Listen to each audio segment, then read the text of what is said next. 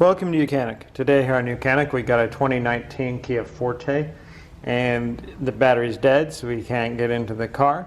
Whether your battery is dead on your key fob itself or battery's dead in the car, and you go to hit the unlock button and it won't unlock, so now you can't get in. But see, you can't visually see the key hole, and this is the key fob, the button. Now you can go like this, you unlock, you've got the key popping out, but again you don't see the keyhole.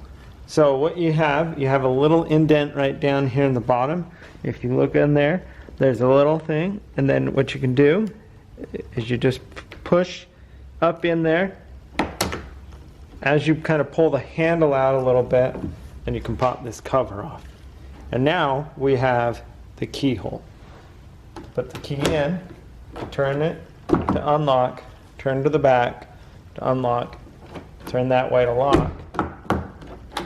But now we can open the door, and that is how you unlock your door manually on your 2019 Kia Forte. And now you can pop the hood, change the battery if battery needs to be changed, or if you just need to change this battery, of course you just go change this battery to unlock it. But if your car battery is dead, you're going to need to know how to manually get into that. So thanks for watching YOUCANIC, where you can be the mechanic.